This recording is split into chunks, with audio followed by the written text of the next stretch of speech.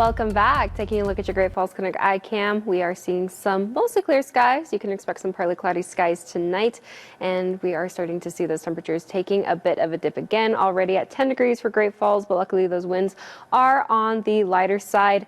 But those temperatures are starting to feel a lot colder, especially for portions of the High Line where most of those temperatures are already reaching sub-zero, below zero.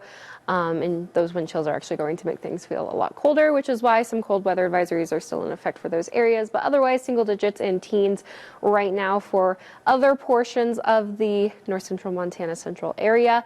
But again, these wind chills are what's really going to be the biggest problem. And again, a lot of these places are still seeing negatives, especially the High Line. It's going to be another cold night tonight, and that is the one of the biggest things. Concerns for tonight. Widespread snowfall is going to be on the way starting Monday night. That will be our next round through Wednesday, and drier weather will be on the way after that. So enjoy the drier weather as we have it now. Windy conditions tomorrow will also cause some blowing snow, so keep that in mind for your travels. Here's a look at your future track. Now we are going to see a bit of an increase in cloud cover, partly cloudy for most areas, but mostly dry as we head through tomorrow. That's when we're going to start to see that precipitation building in at first for the western portion of the state, the Continental Divide, and along the Rocky Mountain front, like Glacier National Park.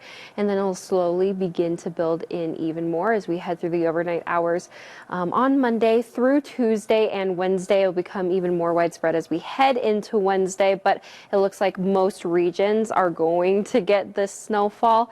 But luckily there is going to be some warmer temperatures on the way for this area, but that just means that it's probably going to be an ice skating rink as we head into the evening times of Monday, Tuesday, and Wednesday, because that warming in the day will make some colder temperatures and freezing conditions at night, so it'll be slippery. But here's a look at your forecast of snow accumulation. It's going to be widespread across the areas. Of course, most of that snow accumulation, the biggest amounts of snow accumulation will be up in the mountains.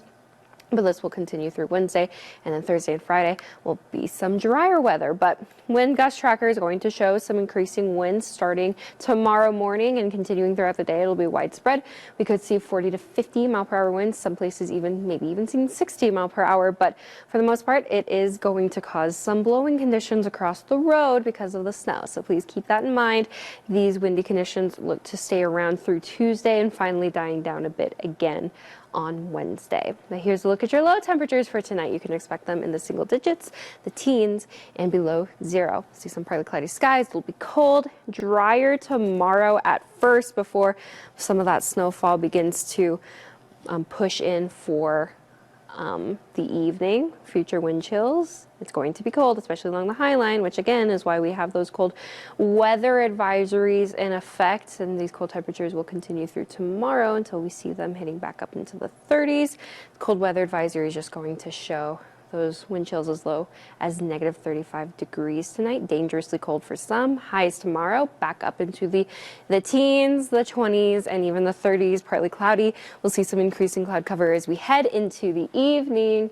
But it'll be another cold day, but warmer than what we've seen this weekend.